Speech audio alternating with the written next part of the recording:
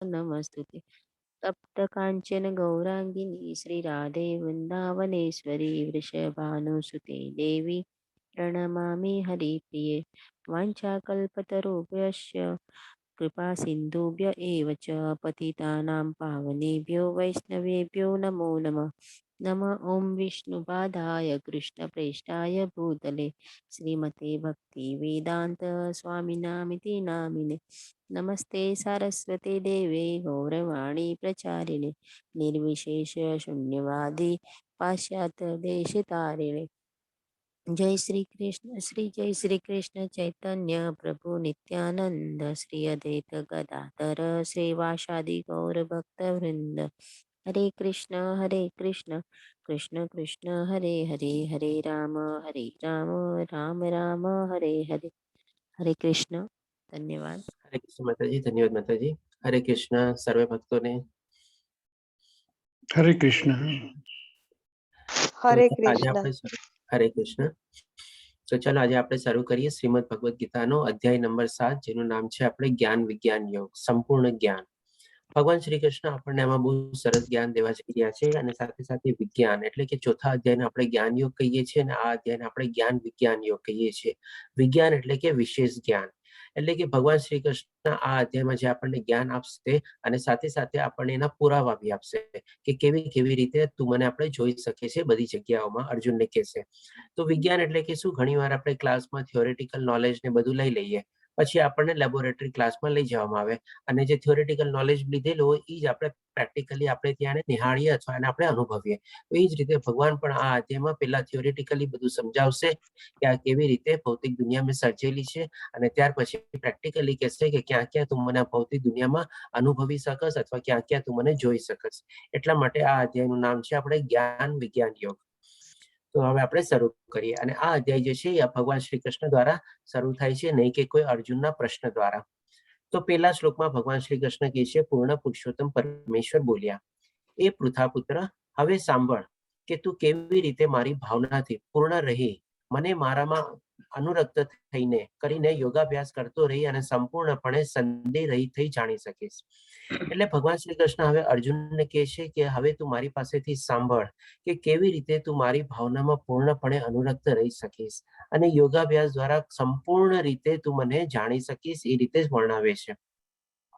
પછી હજી બીજા શ્લોકમાં આ જ્ઞાનની આપણે ઉત્તમતા વિશે કહે છે કે આ જ્ઞાન કેટલું તને ગમશે એ રીતે જણાવે છે। હવે તને પૂર્ણ રૂપે ઇન્દ્રિય ગમ્ય એટલે કે ઇન્દ્રિયોને બી ગમશે અને સાથે સાથે તથા દિવ્ય એમ બંને જ્ઞાન વિશે કહીશ। એટલે કે અહીંયા ભગવાન શ્રી કૃષ્ણ છે ને એક જ્ઞાનને છે ને આપણે બે ભાગમાં ડિવાઈડ કરી દઈએ છીએ। એક આપણે ઇન્દ્રિય ગમ્ય એટલે કે આપણે ભૌતિક દુનિયાનું જે બધું જ્ઞાન ને બધું છે એ, અને સાથે સાથે કે છે કે દિવ્ય એમ બંને જ્ઞાન કહીશ, એટલે કે દિવ્ય જ્ઞાન એટલે કે આધ્યાત્મિક જ્ઞાન। હવે આપણે જોઈએ છીએ કે આ ભૌતિક દુનિયામાં આપણે જે કાંઈ પણ જ્ઞાન ને બધું મેળવીએ છીએ, માની લો કોઈ બી આપણે ગ્રેજ્યુએટ, પોસ્ટ ગ્રેજ્યુએટ, માસ્ટર્સ કે પ્રોફેશનલ ડિગ્રી કે ડિપ્લોમા કે કાંઈ પણ મેળવ્યું અને પીએચડી લેવલ જે કાંઈ પણ આપણે ડિગ્રી મેળવી, એ બધી ચીજની શું છે આપણે એક લિમિટેશન્સ છે, અને એ બધી ચીજ છે ને ડે બાય ડે છે ને અપગ્રેડ થતી હોય છે, અથવા તો દિન પ્રતિદિન ઓબ્સોલેટ બી થતી હોય છે। જેમ કે આપણે ચીજ વસ્તુઓ તો આપણે જાણીએ છીએ, આઈફોનના નવા નવા વર્ઝનની પ્રમાણે આવે છે, તો એ જ રીતે ટેકનોલોજીમાં જે પ્રમાણે અપગ્રેડ થાય છે, આજે જેમ કે કોઈ માની લો 10 વર્ષ, 20 વર્ષ, 25 વર્ષ, 30 વર્ષ પહેલા જે એમબીબીએસ થયો હોય, એ ડોક્ટર જે ટેકનોલોજીથી આપણે અથવા કોઈ સર્જન થયો હોય, એ ડોક્ટર જે ટેકનોલોજીથી સર્જરી કરતો હોય, અને આજની તારીખમાં કોઈ માની લો એમએસ પાસ થાય અને સર્જરી કરે, તો બંનેમાં આસમાન જમીનનો તફાવત હોય। આજનું સર્જન તો જે સર્જરી કરતા હોય 25-30 વર્ષ પહેલાની સર્જરીને તો સમજો ને કે કરી જ ન શકે, એ તો એકવાર એને ન જોયું હોય ને તો ક્યાં તો ઇમ્પોસિબલ છે, આવી તો સર્જરી થાય જ નહીં, આવી રીતે કોઈ મૂર્ખ હોય ને એવી જ રીતે કરે।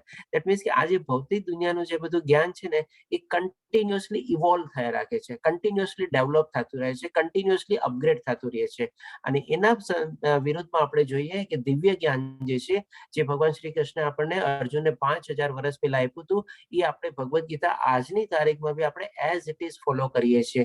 કશું પરનો બી એમાં કોઈ ચેન્જીસ નથી, કોઈ મોડિફિકેશન નથી, કોઈ એના અલગ અલગ લેવલ નથી કે એના અપગ્રેડેશન બી કોઈ થયા નથી। તો આપણે અહીંયા બે આપણા જ્ઞાનનો ડિફરન્સ તરીકે જાણી શકીએ છીએ કે ભૌતિક દુનિયાનું જે જ્ઞાન જે છે એ બધું ટેમ્પરરી છે, એ પણ નાશવંત છે, અને જે દિવ્ય જ્ઞાન છે અથવા તો આધ્યાત્મિક જ્ઞાન જે છે એ પરમાનન્ટ છે. અને જ્યારે આ જ્ઞાન મેળવી લીધેલું હોય અને આનો જો રસ લાગી ગયો હોય આપણને, આનો જો ચટાકો લાગી ગયો હોય આપણને, તો પછી આપણને આજે બધી ડિગ્રીઓ ને બધી મેળવી હોય ને એ પણ એક ટાઈમમાં એમ લાગે આ બધું બેકાર ભણ્યો, શું થયું, કાંઈ તો મળ્યું નહીં, આમાંથી મને શું મળ્યું, કાંઈ ન મળ્યું. હા ઠીક છે, થોડા ઘણા મેં પૈસા કમાવી લીધા, થોડી ઘણી આ રીતે કરી લીધું, બાકી આ જ્ઞાનને આ બધી ડિગ્રીઓનો તો કોઈ મતલબ નથી. આજે ઘણીવાર એવું બી થાય છે કે ભાઈ આપણે જેમ કે આપણે જો થોડા ઓલી ભાષામાં લઈએ તો ભાઈ ડોક્ટર એટલે શું, તો કે ભાઈ ભણેલો ગણેલો વૈદ.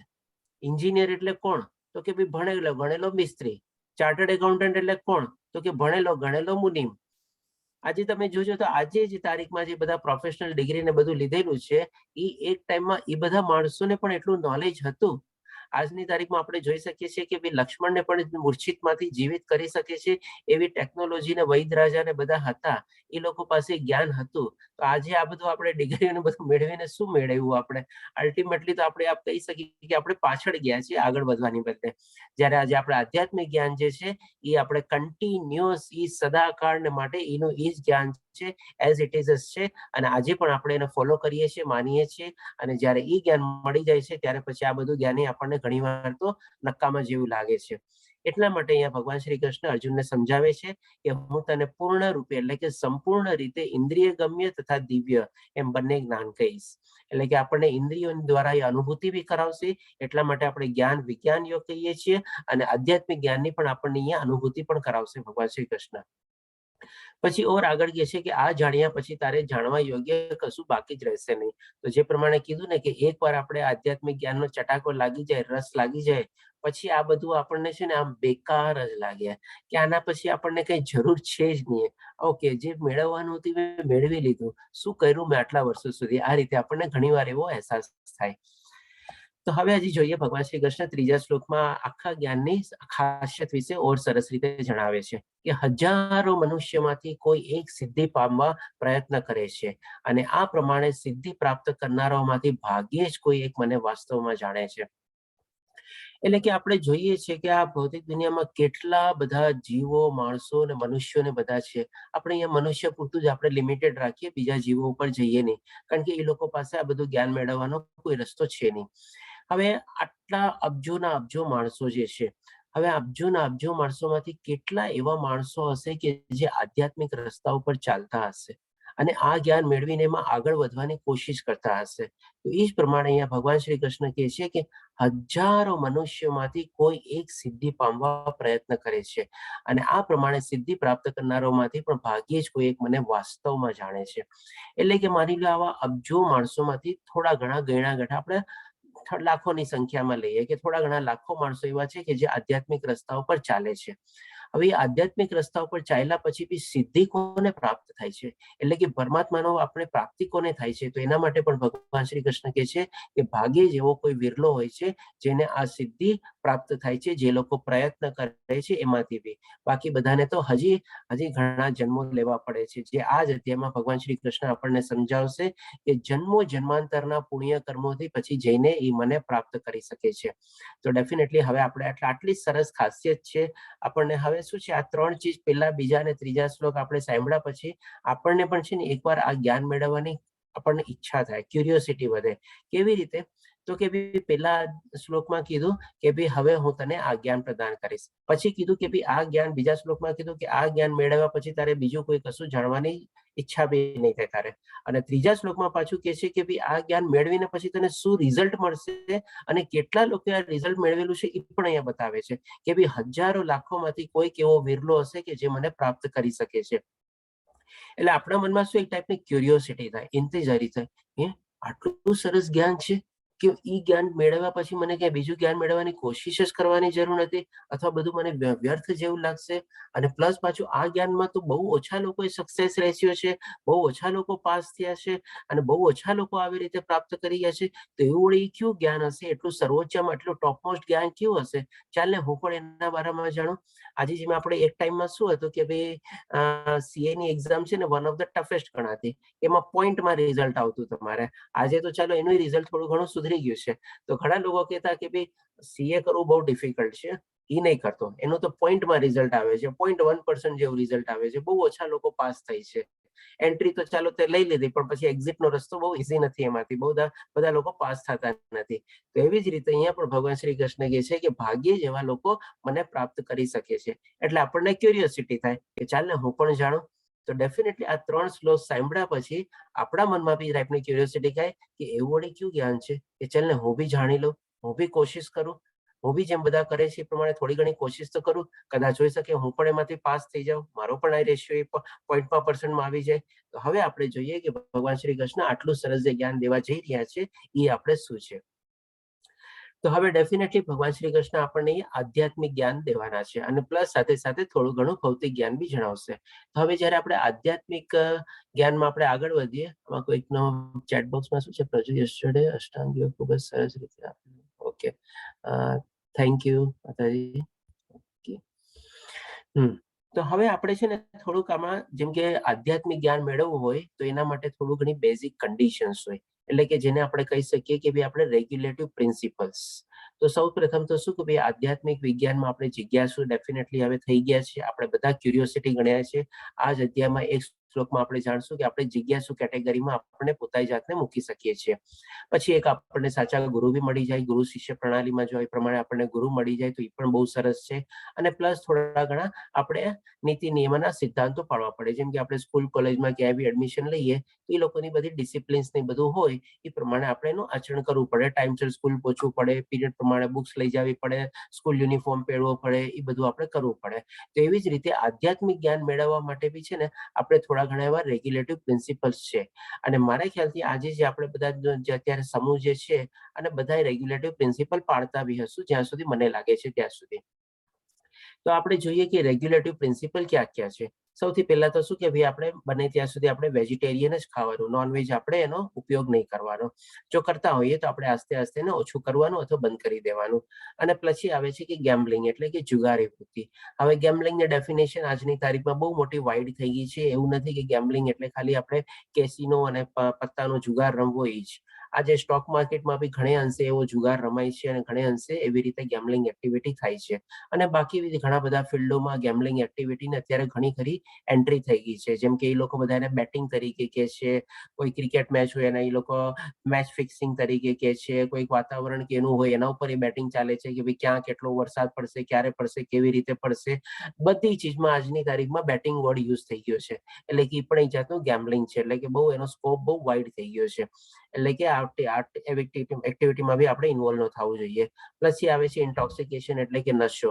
તો આજની તારીખમાં આની પણ ડેફિનેશન બહુ વાઇડ થઈ ગઈ છે કે ભાઈ ચાલો પહેલા ઘણો ધૂમ્રપાનનો નશો હતો કે કંઈક પીણાનો નશો હતો, પણ આજની તારીખમાં તો છે ને બધા એના કરતા વધારે ઉચ્ચતર નશા થઈ ગયા છે.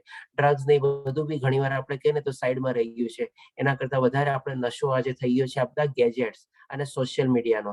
તો એનો એટલો બધો નશો થઈ ગયો છે માણસોને કે ભાઈ એના વગર નીંદર નથી આવતી, કાં તો ઉઠીને તરત પેલા ઈ જોવે છે અથવા તો જમતી વખતે ઈ જોવે છે. અને ઈ જો નથી મળતું તો નથી ખાવા પીવાનું ભાવતું કે નથી આખો દિવસ સરસ રીતે જાતો, એમ લાગે કે કંઈક મને મળ્યું નથી એના જેવું લાગે છે.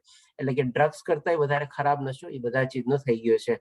તો એ બધી ચીજથી બી આપણે દૂર રહેવું જોઈએ. બને ત્યાં સુધી ઠીક છે, જોવા મળ્યો તો મળ્યો, ન મળ્યો તો કાંઈ વાંધો નહીં, ઓકે, એવી ટાઈપનું જો હોય, કામ માટે હોય તો વાત અલગ છે. બાકી જો આપણે એક્સ્ટ્રા ટાઈમ વેસ્ટ કરવો હોય તો એનો એ ટાઈપનો નશો જ આપણે કહી શકીએ. અને એ પણ નશો આપણને ઘણીવાર આપણે મેન્ટલી બહુ ડિસ્ટર્બ કરે છે. આપણને જાણતા અજાણતા એનો નશો થઈ જાય છે અને આપણને ખબર બી નથી હોતી કે આ ચીજનો મને નશો થઈ ગયો છે. અને એટલા બધા આપણે એનાથી ડિસ્ટર્બ રહીએ છીએ કે વાત ન પૂછો. તો આ પણ એક આ બધી ચીજ આપણે એનાથી અવોઇડ કરવી જોઈએ. અને last but not the least, કોઈ બી આપણે પર સ્ત્રી કે પર પુરુષ સાથે આપણે સંબંધ ન રાખવો જોઈએ. તો આ 4 ચીજ આપણે રેગ્યુલેટિવ પ્રિન્સિપલ્સ છે. આપણે કહી શકીએ કે આપણે દિવ્ય જ્ઞાન મેળવવું હોય તો આ 4 ચીજ આપણે સૌથી પહેલા આપણે આપણી બંધ કરવી જોઈએ અથવા આનું આચરણ આપણે ન કરવું જોઈએ. તો આ રીતે આવે છે. હવે આપણે જોઈએ કે ભગવાન શ્રી કૃષ્ણ આપણને શું સમજાવે છે. તો અહીંયાથી ભગવાન શ્રી કૃષ્ણનું આપણું દિવ્ય જ્ઞાન દેવાનું શરૂ થઈ જાય છે. તો સૌપ્રથમ પેલા ચોથા શ્લોકમાં કહે છે કે પૃથ્વી, જળ, અગ્નિ, વાયુ, આકાશ, એટલે કે આ 5 તત્વને આપણે જોઈ શકીએ છીએ અથવા સાંભળી શકીએ છીએ અથવા આપણે અનુભવી શકીએ છીએ. અને આપણે ટેન્જિબલ કહી શકીએ એટલા માટે. હવે અહીંયા છે ને આપણને ભગવાન શ્રી કૃષ્ણ પોતાની શક્તિઓ બારામાં બી જણાવશે આપણે. તો આપણે એક એક કરીને આપણે શ્લોકાનું પૃથ્થકરણ કરીને જોશું અને એ પ્રમાણે આપણે સમજીએ. સૌથી પહેલા આપણે આ 5 ચીજ જોઈ લઈએ કે આ 5 ચીજને આપણે કાં તો જોઈ શકીએ છીએ, કાં તો સાંભળી શકીએ છીએ, કાં આપણે અનુભવી શકીએ છીએ. એમાં સૌપ્રથમ આવે છે પૃથ્વી. પૃથ્વીને આપણે આપણી 5 ઇન્દ્રિયો દ્વારા આપણે જોઈ શકીએ, સાંભળી શકીએ, અનુભવી શકીએ, બધું શકીએ. આંખોથી આપણે જોઈ શકીએ. પાણીનો કોઈ જવાબ અવાજ કરીએ આપણે તો આપણને ખબર પડે કે ભાઈ હા જમીન ઉપર અવાજ કરે છે કેવી રીતે, એટલે આપણે એને સાંભળી બી શકીએ આપણે. પ્લસ આપણે જમીનમાં સુગંધ બી હોય છે. આ જ અધ્યાયમાં એક શ્લોકમાં આવશે કે ભાઈ આ ધરતીની જે સુગંધ છે એ પણ હું જ છું, એટલે કે ભગવાન શ્રી કૃષ્ણ છે એ આપણને કહેશે. પ્લસ આપણે એને જે ચાખી બી શકીએ, કારણ કે જમીનમાં બી એક જાતનો ટેસ્ટ હોય છે.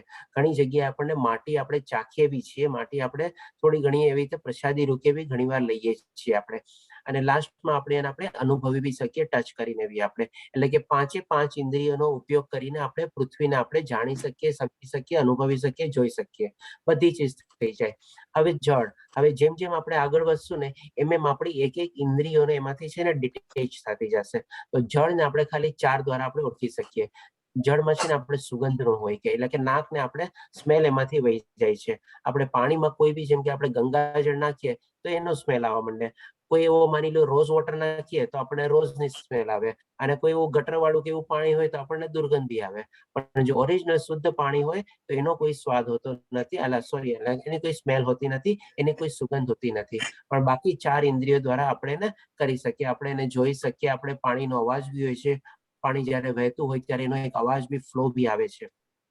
પ્લસ પાણીને આપણે ચાખી બી શકીએ અને પાણીને આપણે ટચ બી કરી શકીએ. એટલે કે 4 ઇન્દ્રિયો થઈ. ખાલી એક નાક આપણું એમાંથી બાદ ગયું. હવે અગ્નિ, અગ્નિમાં બી આપણી 2 ઇન્દ્રિય બાદ થઈ જશે. સૌ પ્રથમ તો આપણે એને જોઈ શકીએ છીએ. આપણને અગ્નિનો અવાજ કોઈ દી સંભળાતો નથી. અગ્નિ માની લો ગમે તેટલી મોટી બી આગ લાગે પણ એનો કોઈ દી અવાજ ન આવે. પછી અગ્નિને આપણે સ્મેલ કરી શકીએ છીએ, કારણ કે ક્યાંક ને ક્યાંક આપણને માની લો કોઈ ચીજ બળવાની હોય તરત આપણને સ્મેલ આવે. અરે જોતો આ કંઈક મૂક્યું લાગે છે, કંઈક બળવાની સ્મેલ આવે છે. અરે સામે જોતો ઓલી આગ જલે છે, પેપર જલે છે કે દીવાસળી જલે છે, એટલે કે બળવાની આપણને સ્મેલ આવે. એટલે સ્મેલથી આપણે કરી શકીએ. પછી ત્વચા, એટલે કે આપણને અગ્નિનો આપણને તાપ મહેસૂસ થાય, થોડી ગરમી મહેસૂસ થાય. પણ ડેફિનેટલી આપણે અગ્નિને ચાખી શકતા નથી. તો પછી એમાંથી હજી એક ઇન્દ્રિય બાદ થઈ ગઈ. પછી વાયુ, વાયુમાં આપણે 3 ઇન્દ્રિય બાદ થઈ જાય છે. આપણે સૌથી પ્રથમ આપણે શું છે, આપણે વાયુને જોઈ શકતા નથી. આપણે વાયુને આપણે સૂંઘી શકતા નથી. અને વાયુને આપણે શું ખાલી આપણે જેમ કે સ્મેલ આવતી હોય વાયુની તો એ આપણે થોડી ઘણી સોરી વાયુના સ્મેલ તો હોય નહીં આપણે, એટલે કે સ્મેલ જે પ્રમાણેની આવતી હોય એ પ્રમાણે અલગ હોય છે. પોતાની ઓરિજિનલ સ્મેલ કોઈ હોતી નથી. વાયુને આપણે ખાલી એનો અવાજ આપણે જોઈ શકીએ કે ભાઈ જ્યારે આપણે માની લો પવન ચાલતો હોય તો આપણે કહી શકીએ છીએ કેવો સુસવાટા વાળો પવન ચાલે છે, કેવો જૂતો ભયંકર પવન ચાલે છે. તો એટલે કે આપણે એને અવાજ દ્વારા આપણે ખાલી સાંભળી શકીએ છીએ.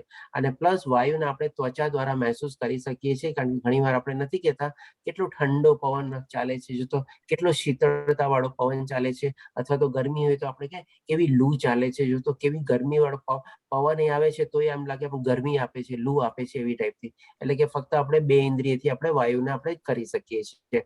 પછી આવે છે આકાશ. આકાશમાં ખાલી આપણે એક જ ઇન્દ્રિયનો આપણે ઉપયોગ કરી શકીએ છીએ, એ કે ખાલી આપણે આકાશને જોઈ શકીએ છીએ. અને આકાશ એક મીડિયમ માટે વપરાય છે કે એમાંથી ધ્વનિ પાસ થાય છે અને આપણે ધ્વનિને આકાશ છે એટલે આપણે સાંભળી શકીએ છીએ. બાકી આકાશમાંથી કોઈ અવાજ નથી નીકળતો. જેમ કે આકાશમાં વાદળા ગરજે તો એ 2 વાદળાના ઘર્ષણના કારણે અવાજ ચમકે છે.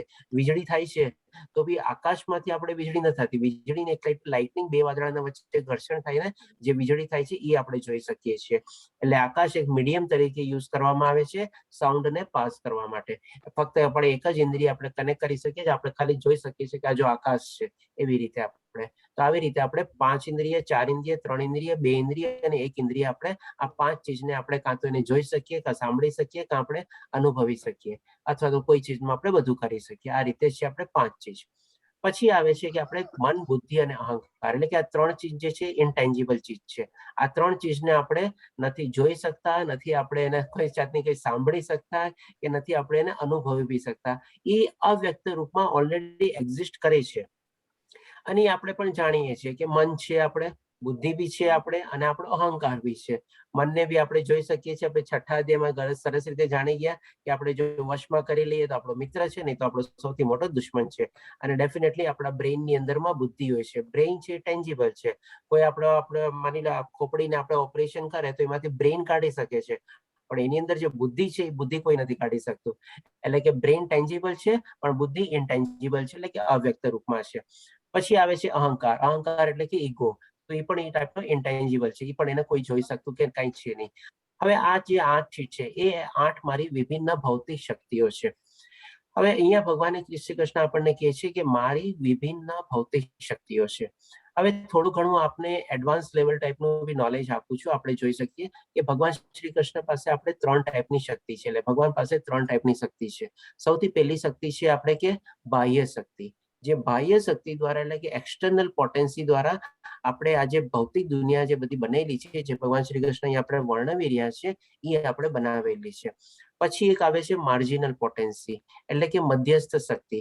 તો મધ્યસ્થ શક્તિ દ્વારા જેટલા બધા જીવો છે એ બધામાં જે આત્માનું નિરૂપણ છે, જે આવતા શ્લોકમાં ભગવાન શ્રી કૃષ્ણ કહે છે, જે થોડી પરાશક્તિ છે, એટલે કે આ ભૌતિક શક્તિઓથી ઉપરની શક્તિ, એટલે કે પરાશક્તિ, એ ભગવાન શ્રી કૃષ્ણ કહે છે, જેના દ્વારા આપણા બધા આત્માની બધામાં કંટ્રોલ થાય છે. ભગવાન શ્રી કૃષ્ણને કંટ્રોલ કરે છે.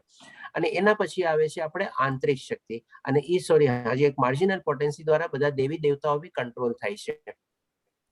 પછી એક આવે છે ઇન્ટરનલ પોટેન્સી, એટલે કે આંતરિક શક્તિ. એ આંતરિક શક્તિ દ્વારા ભગવાન શ્રી કૃષ્ણ શું છે, પોતાની જાતને કેવી રીતે પ્રગટાવે છે, પોતાની જાતને કેવી રીતે આપણે શું કહેવાય, આપણે જન્માતો નહીં પણ કેવી રીતે પ્રગટ કરે છે અને કેવી રીતે અવતરે છે, એ શક્તિ દ્વારા એ કરે છે. જે ભગવાન શ્રી કૃષ્ણ આપણને ચોથા અધ્યાયમાં સરસ રીતે જણાવ્યું હતું કે હું ક્યારે, કેવી રીતે અને શું કામે પોતાને અવતરિત કરું છું અથવા પ્રગટાવું છું. તો એ બધી ચીજ ભગવાનની ઇન્ટરનલ પોટેન્સી દ્વારા થઈ શકે છે. અને ઇન્ટરનલ પોટેન્સી દ્વારા ભગવાન શ્રી કૃષ્ણનું જે શરીર છે ને, એ આપણે અલૌકિક શરીર છે. આપણો જેમ લૌકિક શરીર આપણે કહી શકીએ એવી રીતે નથી. જે આપણે સરસ રીતે ડિફરન્સ જાણ્યો હતો ચોથા અધ્યાયમાં, કે ભગવાન શ્રી કૃષ્ણના શરીરમાં અને આપણા શરીરમાં શું ડિફરન્સ છે. તો એ જે ભગવાનની ઇન્ટરનલ પોટેન્સી દ્વારા શું છે, એ કોઈ પણ અંગ દ્વારા કોઈ પણ ઇન્દ્રિયનું કામ કરી શકે છે. જેમ કે આપણે શું છે, ખાલી ફક્ત આંખ દ્વારા જોઈ શકીએ. તો ભગવાન શ્રી કૃષ્ણ હોઈ શકે પોતાના હાથ દ્વારા બી જોઈ શકે, આંખ દ્વારા બી જોઈ શકે. અને આપણે ખાલી કાનથી સાંભળી શકીએ. તો ભગવાન શ્રી કૃષ્ણ પાસે આંતરિક શક્તિ દ્વારા એ પાવર છે કે પગથી બી સાંભળી શકે અને પગથી બી કાંઈ બી કરી શકે. આ રીતે બધી એની ઇન્ટરનલ પોટેન્સીમાં આવે છે. તો આ થઈ આપણે ભગવાનની વિભિન્ન ભૌતિક શક્તિઓમાંની એક શક્તિ આપણે બધી જાણ્યા. હવે ભગવાન શ્રી કૃષ્ણ આપણને 5મા શ્લોકમાં કહેશે કે વળી હે મહાબાહુ અર્જુન, વળી એટલે કે અગેઇન, એવી રીતે આ નિકુષ્ટ શક્તિ. આ નિકુષ્ટ શક્તિ એટલે કે શું, નિર્જીવ, એટલે કે નોન લિવિંગ. હવે જે 8 ચીજ આપણે જાણ્યા એ બધી નોન લિવિંગ છે. એમાં પોતાના હિસાબે કોઈ જાતનો જાન છે નહીં અથવા ચેતના છે નહીં, અથવા તો કોન્શિયસનેસ છે નહીં. એટલા માટે એને કહેવાય છે નિકુષ્ટ શક્તિ. નિકુષ્ટ શક્તિ ઉપરાંત મારી એક અન્ય ચડિયાતી પરાશક્તિ છે. જેમ કીધું ને ભગવાન શ્રી કૃષ્ણ પોતાની પરાશક્તિ, એટલે કે આ આવી ગઈ હવે માર્જિનલ પોટેન્સી. પહેલી જે હતી થઈ આપણે બાહ્ય પોટેન્સી અથવા તો એક્સટર્નલ પોટેન્સી. અને અહીંયા આવી ગઈ એનાથી ઉપરની શક્તિ પરાશક્તિ, એટલે કે માર્જિનલ પોટેન્સી. માર્જિનલ પોટેન્સી પણ છે કે જે જીવોની બનેલી છે. એટલે કે અહીંયા ભગવાન શ્રી કૃષ્ણ હવે આત્માનું આપણને કહે છે કે જીવોની બનેલી છે અને જે ભૌતિક પ્રકૃતિ સાથે સંઘર્ષ કર્યા કરે છે અને તેના સંસાધનોનો ઉપયોગ કરે છે. એટલે કે જે કાંઈ પણ વસ્તુઓ, બધી ચીજ વસ્તુઓ બધી બનેલી છે, જ્યારે એમાં જીવનું નિરૂપણ થાય છે, કે આત્મા રૂપીનું નિરૂપણ થાય છે, ચેતના રૂપીનું નિરૂપણ થાય છે, કોન્શિયસનું નિરૂપણ થાય છે, ત્યારે એ ચીજ જીવિત બની જાય છે. એટલે કે જેટલા બી જીવો છે એ બધામાં આત્મા છે આપણે. આ રીતે ભગવાન શ્રી કૃષ્ણ એક અન્ય ચડિયાતી પરાશક્તિ છે જે જીવોની બનેલી છે. એટલે કે લિવિંગ બિંગ માટે ભગવાન શ્રી કૃષ્ણ અહીં આપણને વર્ણવે છે. અને એ પછી લિવિંગ બિંગ માટે પણ એના કેરેક્ટરિસ્ટિક આપણને 2 ચીજ બતાવે છે. અને જે ભૌતિક પ્રકૃતિ સાથે સંઘર્ષ કર્યા કરે છે. એટલે કે જેવી ઈ જીવાત્મામાં જીવનો પ્રવેશ થયો, એ ભૌતિક પ્રકૃતિના સંસર્ગમાં આવી જાય છે અને એની સાથે શું છે, સંઘર્ષ કર્યા કરે છે, સ્ટ્રગલ કર્યા કરે છે. હવે ભૌતિક પ્રકૃતિના 3 ગુણો છે, એ પણ આ અધ્યાયમાં ભગવાન શ્રી કૃષ્ણ આપણને વર્ણવશે. હવે એની સાથે સંઘર્ષ કરે છે. સંઘર્ષ કઈ જાતનો કરે છે, તો કે આપણે જેવો જે આપણે જીવ હોય એ પછી ભૌતિક દુનિયાના સંસર્ગમાં આવી જાય કે તેના કોન્ટેક્ટમાં આવી જાય, એટલે કે ત્રિગુણી માયાના કોન્ટેક્ટમાં આવી ગયો. જેવો ત્રિગુણી માયાના કોન્ટેક્ટમાં આવ્યો એટલે કે સતોગુણ, રજોગુણ, તમોગુણ ત્રણેય એના ઉપર હાવી થઈ જાય છે અને ત્રણેય એકબીજા ઉપર એને ખેંચી રાખે છે અને એમાં ને એમાં જ મનુષ્ય એમાં સંઘર્ષ કરે છે. આપણે એના ઉપર 14મો અધ્યાય જે છે ગુણત્રય વિભાગ યોગ, એના ઉપર બહુ સરસ ડિટેલમાં બધું ભગવાન શ્રી કૃષ્ણ વર્ણવે છે, સમજાવે છે. તો ત્યારે આપણે ઓર સરસ રીતે સમજી શકશું કે આપણે કેવો સંઘર્ષ કરીએ છીએ.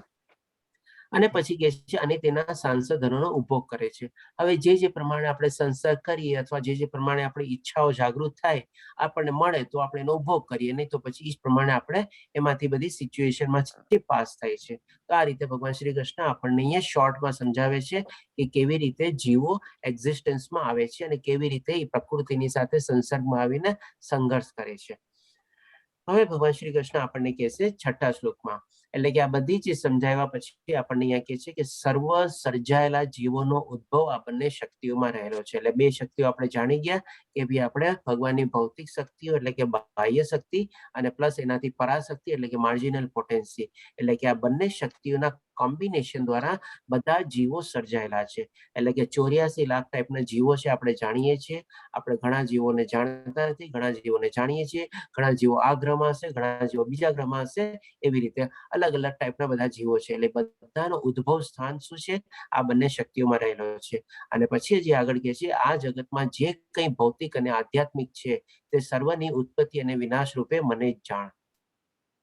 એટલે કે હવે અહીંયા આપણને છે ને આપણો સોર્સ શું છે એ આપણને મળી જાય છે. આપણા લોકોનો ઘણીવાર આપણને પ્રશ્ન હોય છે કે ભાઈ હું ક્યાંથી આવ્યો છું, મારો સોર્સ શું છે, મારું ઉદ્ભવ સ્થાન શું છે, મને કોણે અહીંયા લઈ આવ્યો છે આ ભૌતિક દુનિયામાં. તો અહીંયા ભગવાન શ્રી કૃષ્ણ આપણને જવાબ આપે છે બહુ સરસ રીતે, કે છે કે ભાઈ બધી ચીજની ઉત્પત્તિ અને વિનાશ રૂપે મને જ જાણ. એટલે કે આપણે અહીંયા આવ્યા છીએ આ ધરતી ઉપર એ પણ ભગવાન શ્રી કૃષ્ણની મરજીથી જ આપણે આવ્યા છીએ. અને ભગવાન શ્રી કૃષ્ણ હજી બી આગળ કહે છે આ જગતમાં જે કંઈ ભૌતિક અને આધ્યાત્મિક, એટલે કે આપણે આને લિવિંગ નોન લિવિંગ સાથે બી આપણે જોઈ શકીએ, કારણ કે ભૌતિક દુનિયામાં ઘણી બધી ચીજ વસ્તુ હોય છે કે જેમાં આપણે જીવ હોતો નથી પણ એ એક્ઝિસ્ટન્સમાં હોય છે. એ પણ આપણે આગલા અધ્યાયમાં બી ઓર સરસ રીતે ભગવાન શ્રી કૃષ્ણ આપણને સમજાવશે કે સ્થાવર અને જંગમ એટલે કે living non living, moving non moving, બધી ચીજમાં હું પોતે જ છું. અહીંયા આપણે સીમિત રાખીએ આપણા પૂરતું કે ભાઈ આપણો જે ઉદ્ભવ સ્થાન છે અને આપણી જે ઉત્પત્તિ અને વિનાશ રૂપ જે છે એ ભગવાન શ્રી કૃષ્ણના સોર્સ દ્વારા છે. એટલે કે જેનો જે પ્રશ્ન હોય કે ભાઈ હું ક્યાંથી આવ્યો, મારો ઉદ્ભવ કોણ છે, સોર્સ શું છે, એનો જવાબ એને અહીંયા મળી જાય છે આ શ્લોકમાં. હવે પછી આપણે જોઈએ આગળના. હવે આ બધી ચીજ ભગવાન શ્રી કૃષ્ણ મેનેજ કેવી રીતે કરે છે એ પણ ચીજ આપણને બહુ સરસ રીતે સમજાવે છે. હવે આપણે એના સમજવા માટે પેલા એક દાખલો લઈ લઈએ. આપણે માની લો ઘરમાં ઘણી બધી ચીજ વસ્તુ હોય, એકવાર જયારે કાઉન્ટ કરજો તો નોટ ઓનલી 2, 5, 10, 100 વસ્તુ નહીં આવે પણ લગભગ હજારોની સંખ્યામાં ચીજ વસ્તુઓ નીકળશે આપણા ઘરમાંથી.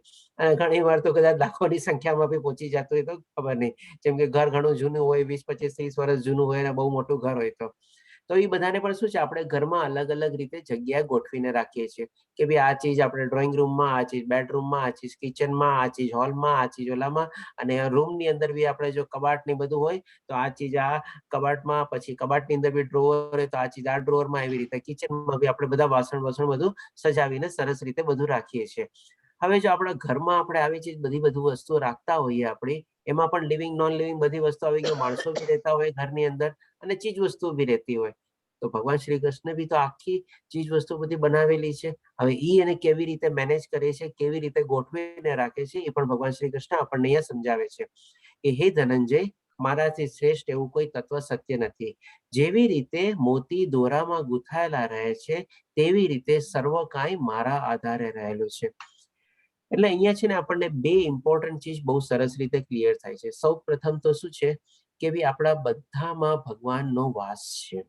અને બધામાં જેમ ભગવાન શ્રી કૃષ્ણ આપણને એક્ઝામ્પલ આપે છે કે એક માળામાં જેમ આપણે બધા માની લો નાની નાની બધા મોતી રૂપી આપણે ચીજ વસ્તુઓ લઈએ, જીવો બી લઈ લઈએ, બધું ચીજ એમાં આવી ગઈ. હવે એક દોરા રૂપીમાં શું છે બધામાં પરોવાયેલું હોય અને પરાવાયેલા પછી લાસ્ટમાં જઈને ગાંઠ મારેલી હોય ને સરસ મજાની આપણે માળા બને. તો આ જે બધી આપણે ભૌતિક દુનિયામાં બધી ચીજ વસ્તુઓ છે ઇન્ક્લુડિંગ આપણો જે મનુષ્ય જીવને બી છે, બાકી બધા જીવો બી છે, એ એક માળા રૂપે કન્ટિન્યુઅસલી ભગવાનના આધારે છે. અહીંયા ભગવાન શ્રી કૃષ્ણ શું કહે છે? મારા આધારે છે. કારણ કે માળા શેના હોય? આપણે જેમ કે માળા આપણે આપણા ગળાના આધારે ટકેલી હોય માળા. તો એવી રીતે પણ ભગવાન શ્રી કૃષ્ણ આધારે આ બધું રહેલું છે. આપણે જો એ આધાર વયો જાય તો આપણું બી કોઈ જાતનું કોઈ અસ્તિત્વ છે જ નહીં. એટલે ઘણા લોકો માનતા હોય છે ને કે ભગવાનમાં હું માનતો નથી, તો અહીંયા પણ એને સરસ મજાનો જવાબ મળી શકે છે. ભાઈ જો એ આધારને તું નથી માનતો તો તારું પોતાનું તું ક્યારે પડી જાય તને પોતાને ખબર નહીં પડે. એટલે કે આધાર રૂપી આપણે છીએ અને આપણા બધાની સાથે બધાની વચ્ચે એક ધાગા રૂપી, એક દોરા રૂપી ભગવાન શ્રી કૃષ્ણ આપણી અંદરથી બધાથી પાસ થાય છે. આ રીતે ભગવાન શ્રી કૃષ્ણ આપણને કહે છે કે આ બધી ચીજોને હું મેનેજ કરું છું અને મારા થકી જ છે અને મારા આધારે જ છે. આ રીતે આપણને અહીંયા સમજાવે છે. હવે ભગવાન શ્રી કૃષ્ણ આપણને 8 થી લઈને 11મા શ્લોક સુધી આપણને બધી જગ્યા હવે પ્રેક્ટિકલી કહેશે. આ ચીજ આપણને થિયોરેટિકલી ભગવાન શ્રી કૃષ્ણ બધા આપણને સરસ રીતે સમજાવી દીધી કે બધાનો ઉદ્ભવ સ્થાન બી હું જ છું, બધાનો વિનાશ કરતા બી હું જ છું, બધી મારા થકી જ છે, બધી મારા જ આધારે છે અને મારા બધામાં મારો વાસ બી છે. હવે આપણને પ્રેક્ટિકલ માની લો આપણને લેબોરેટરીમાં લઈ જાય છે અને આપણને હવે પ્રેક્ટિકલી ચીજ કહે છે કે આ ભૌતિક દુનિયામાં આ બધી ચીજોમાં ક્યાં ક્યાં હું છું એ તું હવે જો. તો 8 થી લઈને 11મા શ્લોકમાં ભગવાન શ્રી કૃષ્ણ એ કહે છે. સૌપ્રથમ કહે છે, હે કુંતી પુત્ર અર્જુન, હું પાણીમાં શ્વાસ છું. એટલે કે આપણે પાણી, સૌથી પહેલા આપણે જેમ કે પાણી છે, આપણે અલગ અલગ ગામમાં જઈએ છીએ, આપણે અલગ અલગ ત્યાંનું પાણી પીએ છીએ. તો આપણે જોશું જેમ જેમ આપણે ગામ બદલીએ આપણને પાણીનો સ્વાદ બદલાઈ જાય છે. ઇવન ઘણી વાર તો એક ગામની અંદરમાં બી આપણે અલગ અલગ ડિસ્ટન્સમાં જઈએ ને તો બી આપણને પાણીનો સ્વાદ ચેન્જ થાય છે. તો હવે તમે કહો પાણીમાં સ્વાદ નાખવા કોણ આવ્યું છે? કોઈ આવ્યું છે? પણ એ પાણીનો સ્વાદ આપણને મહેસૂસ થાય છે ને, તો ભગવાન શ્રી કૃષ્ણ એ જ કહે છે કે પાણીમાં સ્વાદ હું છું. હવે આને થોડુંક ઓર એક્સપાન્ડ કરીએ આપણે. જેમ કે સમુદ્ર ખારો છે, તો હવે એમાં નિમક અથવા મીઠું નાખવા કોણ ગયું છે?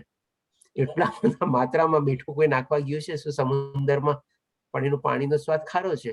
તો એ જ રીતે આપણે બધી ચીજમાં ભગવાન શ્રી કૃષ્ણ આપણે એને ક્યાં ક્યાં મહેસૂસ કરી શકીએ છીએ, ક્યાં ક્યાં આપણે અનુભવી શકીએ છીએ, એ રીતે ભગવાન શ્રી કૃષ્ણ હવે આપણને વર્ણવે છે કે આ ભૌતિક દુનિયામાં બી ઘણી બધી જગ્યાએ હું પોતે રહેલો છું. એના દ્રષ્ટાંતો આપે છે. પછી કે છે સૂર્ય તથા ચંદ્રનો પ્રકાશ હું છું. સૂર્ય જે આપણને કન્ટિન્યુઅસ આપણને સોર્સ ઓફ એનર્જી તરીકે છે, પ્રકાશનો બી સ્ત્રોત છે.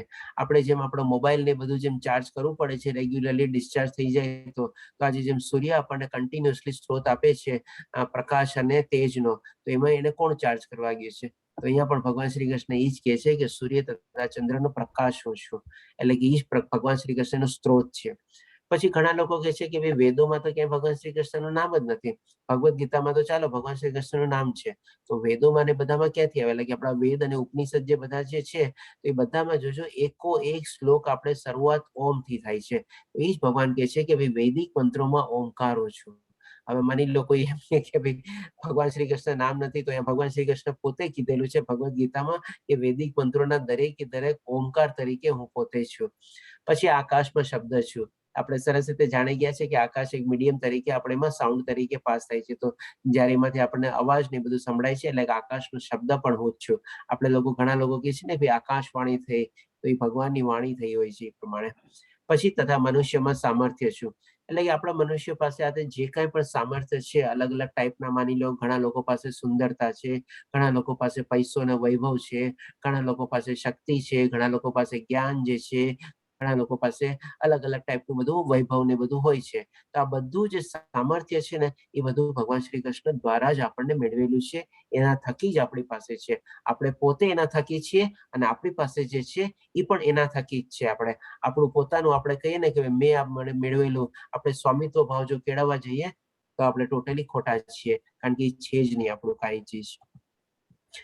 હજી આગળ ભગવાન શ્રી કૃષ્ણ 9મા શ્લોકમાં કહે છે, હું પૃથ્વીની આદ્ય સુગંધ તથા અગ્નિની ઉષ્ણતા છું. એટલે કે આપણે જે પૃથ્વીમાંથી જે આપણને સુગંધ આવે છે એ સુગંધ પણ ભગવાન શ્રી કૃષ્ણ પોતે છે એ કહે છે. પછી અગ્નિની ઉષ્ણતા, એટલે અગ્નિનો જે તાપ આપણે મહેસૂસ કરીએ છીએ એ ઉષ્ણતા અથવા તે ગરમી પણ હું પોતે જ છું. એટલે કે ભગવાન શ્રી કૃષ્ણ છે. હું જીવ માત્રનું જીવન તથા તપસ્વીનું તપ છું. એટલે કે આપણે જે લિવિંગ એક્ઝિસ્ટન્સ છે, આપણે મનુષ્ય લઈએ જેમ કે, એનું જે જીવન છે એ જીવન પણ ભગવાન શ્રી કૃષ્ણ પોતે છે. અને જે આપણે ક્યાંય તપ બી કરીએ છીએ તપ બી ભગવાન શ્રી કૃષ્ણ પોતે જ છે. આ રીતે વર્ણવે છે. હવે એક આ સમરી સ્લાઇડ બનાવેલી છે 8 શ્લોકથી 11 શ્લોકની, કે જેમાં ભગવાન શ્રી કૃષ્ણ કહે છે કે હું કઈ કઈ ચીજમાં કેવી કેવી રીતે આપની સમક્ષ છું અથવા આપનો જે એને અનુભવી શકો છો. આ બધી ચીજ એટલે કે આપણે જસ્ટ પ્રેક્ટિકલ નોલેજ ટાઈપનું ભગવાન શ્રી કૃષ્ણ આપણને બધું સમજાવે છે 8 થી લઈને 11 શ્લોકની અંદર. હવે ભગવાન શ્રી કૃષ્ણ થોડોક ટોપિક ચેન્જ કરે છે, એટલે કે પેલા બધું આપણને સમજાયું અત્યારે 11 શ્લોક સુધીમાં કે ભાઈ આખી ભૌતિક દુનિયા કેવી રીતે મારા દ્વારા સર્જિત થયેલી છે, એની અંદર જે જીવો છે એ પણ મારા દ્વારા જ છે, એનું પતન બી મારા દ્વારા જ થાય છે, અને એ બધાને હું કેવી રીતે મેનેજ કરું છું એ પણ સરસ રીતે સમજાવ્યું. અને પછી આપણને પ્રેક્ટિકલી સમજાવ્યું કે ભાઈ આ બધી જગ્યાએ જો તું મને જાણવા માંગતો, મહેસૂસ કરવા માંગતો, અનુભવવા માંગતો, આ બધી ચીજમાં હું પોતે જ છું. હવે આપણે સમજી શકીએ છીએ આ બધી ચીજ દ્વારા કે આ બધી ચીજોમાં ભગવાન શ્રી કૃષ્ણનો વાસ છે. એકચ્યુઅલી બધામાં એ દોરા રૂપી, ધાગા રૂપી બધામાં આવેલા છે.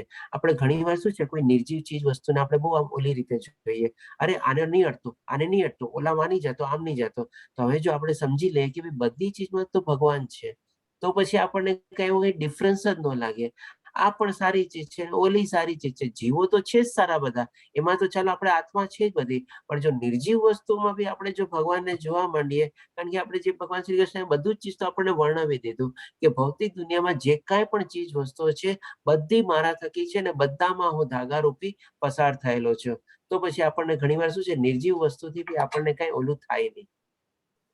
હવે ભગવાન શ્રી કૃષ્ણ 13મા શ્લોકથી થોડો ટોપિક ચેન્જ કરે છે અને પછી કહે છે 3 ગુણો એટલે કે સત્વ, રજસ અને તમો ગુણ દ્વારા મોહ પામેલું આ સમગ્ર જગત ગુણાતીત અથવા અવિનાશી એવા મને જાણતું નથી.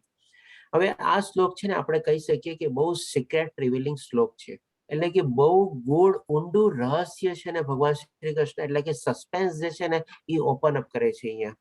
કેવી રીતે હવે આપણે એ સમજીએ. સૌથી પહેલા તો 3 ગુણો. આ પ્રકૃતિમાં 3 ગુણો છે, સતો, રજોગુણ અને તમોગુણ. દ્વારા મોહ પામેલું આ સમગ્ર સગત એટલે કે આપણે આખું જે જગત છે ને એ આપણે એના મોહથી છે ને આપણે ઘેરાયેલું છે. જેમ ભગવાન શ્રી કૃષ્ણે પહેલા અને બીજા શ્લોકમાં શું કીધું કે લાખો હજારોમાંથી જે ઘણા લોકો પ્રયત્ન કરે છે એમાંથી ભાગ્યે જ કોઈક એવો વિરલો છે જે છે એ મને પ્રાપ્ત કરી શકે છે. તો એવું કેમ કીધું હશે ભગવાન શ્રી કૃષ્ણે? તો એનું જે સસ્પેન્સ અથવા જે સિક્રેટ છે ને એ અહીંયા ભગવાન શ્રી કૃષ્ણ રિવીલ કરે છે અહીંયા, અથવા તો છતું કરે છે અથવા તો ઉઘાડું કરે છે કે ભાઈ શું કામ એવી રીતે એમ છે કે કોક જ માણસ પામી શકે છે, અથવા તો બહુ ઓછા લોકો પ્રયત્ન કરે છે, અને જે પ્રયત્ન કરે છે એમાંથી બી કોક જ એવો વિરલો છે જે પ્રાપ્ત કરી શકે છે. તો એનું જે રીઝન જે છે એ આ શ્લોકમાં ભગવાન શ્રી કૃષ્ણ આપણને અહીંયા સમજાવે છે કે ભાઈ શું છે, સૌથી પહેલા તો આખું જગત જે પોપ્યુલેશન જે છે બધા મોહથી ગ્રસ્ત થયેલા છે. એટલે કે આ ત્રિગુણી માયાના અંડરમાં બધા આવેલા છે, એના હેઠળ જ છે અને એ પ્રમાણે પોતે વર્તે છે.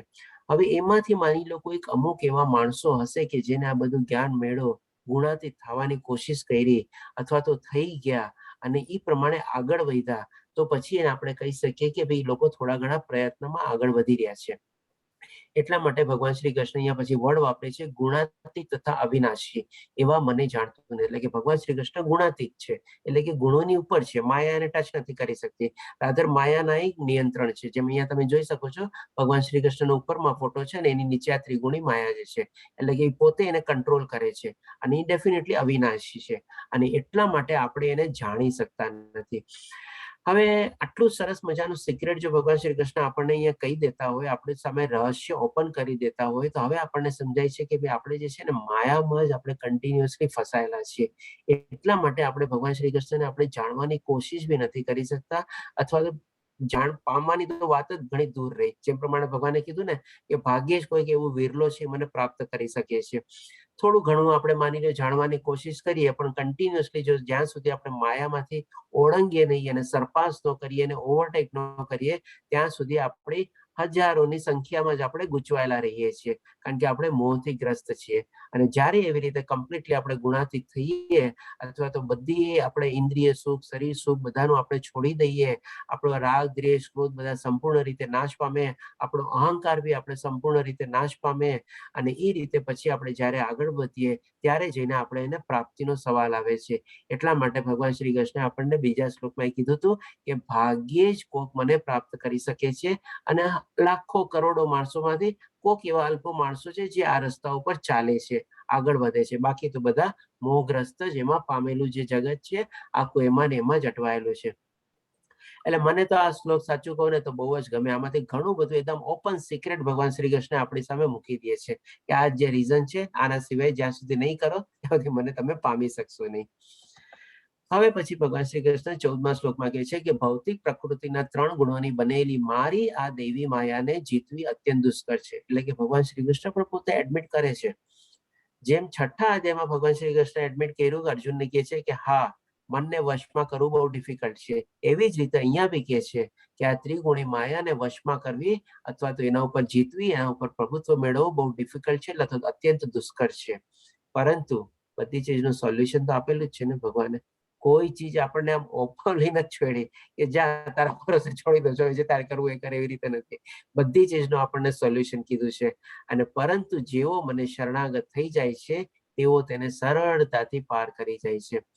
હવે જો આટલી સરસ રીતે આનું સોલ્યુશન હોય તો આપણને શું ઘણી વાર એમ થાય, મેં આટલા વર્ષો મારી જિંદગીના આમ જ કાઢી નાખ્યા. જો આટલું સરસ સોલ્યુશન ને બધું હતું તો મેં શું કર્યું અત્યારે? આ બધું મોહ માયામાં ને બધામાં અટકાયેલો રહ્યો. મારે તો સાલા મારા આટલા વર્ષો જિંદગીના બેકાર ગયા, એકદમ એળે ગયા. હવે ચાલો જે કાંઈ જાગ્યા ત્યારથી સવાર, આજથી તો સુધરીએ આપણે. જો આ રીતે આપણે શરણાગતિ લઈએ અને શરણાગતિની બી જે 3 પ્રાઇમ બેઝિક કન્ડિશન છે, સૌપ્રથમ આપણે રાગ, દ્વેષ, ક્રોધ હટાવવાનો છે, અહંકાર આપણો ઘટાડવાનો છે, અને પ્લસ આપણે આપણા ઇન્દ્રિય સુખ અથવા શરીર સુખ છે અથવા તો ભૌતિક દુનિયાના જે બધા મોહ માયા અને બધા આકર્ષણો છે એનાથી આપણે એને ઉપર લાવવાના છે, આપણે એના ઉપર થવાનું છે. આ રીતે જ્યારે જઈએ ભગવાનની પાસે શરણાગતિ લઈએ તો જેમ તમે ફોટામાં જોવો છો, ભગવાન તો આપણે ભગવાનની પાસે આમ હાથ રાખશું ને તો ભગવાન ખાલી આપણે આંગળી નહીં, આપણો સીધો આખો પોચો પકડીને આપણને કહેશે આવ બેટા, આવ મારો ભક્ત આવ. જો આવી રીતે શરણાગતિ લેશું તો ભગવાન શ્રી કૃષ્ણ આપણને તો હાથ ઝાલીને બેઠા જ છે, આપણને આવકાર આપશે જ આપણને. અને આપણે જેમ સરળતાથી પાર કરી જશું, એટલે કે આ ભવસાગર આપણે આરામથી પાર કરી જશું અને ફરીથી આપણે જન્મ મૃત્યુ જરા વ્યાધિમાં તકલીફમાં બી આવવું પડશે નહીં. આ રીતે ભગવાન શ્રી કૃષ્ણ આપણને અહીંયા સમજાવે છે. હવે આપણે જોઈએ 15મા શ્લોકમાં ભગવાન શ્રી કૃષ્ણ કહે છે જે મનુષ્ય તદ્દન મૂર્ખ છે. હવે અહીંયા ભગવાન શ્રી કૃષ્ણ આપણને છે ને 4 ટાઈપના માણસો વર્ણવશે કે જે લોકો ભગવાનની ભક્તિ કરતા નથી. કે સૌ પ્રથમ કહે છે કે જે મનુષ્ય તદ્દન મૂર્ખ છે. મૂર્ખ એટલે કે કોઈ જાતનું કઈ જ્ઞાન વ્યાન કઈ છે નહીં, અને જેવો મનુષ્યમાં અધમ છે. અધમ એટલે કે શું? દિવસ રાત ખાલી ગધેડાની જેમ મહેનત કરતા હોય. શેના માટે મહેનત કરતા હોય? તો ઇન્દ્રિય તૃપ્તિની, સુખ માટે, શરીરના સુખ માટે. પછી ત્રીજું કહે છે કે જેઓ જ્ઞાન માયા વડે હરાઈ ગયું છે. એટલે કે માની લો થોડું ઘણું જ્ઞાન હતું પણ એ હરાઈ ગયું. હરાઈ ગયું મીન્સ શું? ખોવાઈ ગયું, લુપ્ત થઈ ગયું અથવા તો નાશ પામ્યું. શેનાથી નાશ પામ્યું? તો એ પણ ભગવાન શ્રી કૃષ્ણ કહે છે માયા વડે. એટલે કે આ માયા માય પાછું એમાં ફસાઈ ગયો. બિચારો થોડું ઘણું જ્ઞાન મેળવ્યું હશે ક્યાંયથી, પણ માયા તો એટલી પાવરફુલ છે.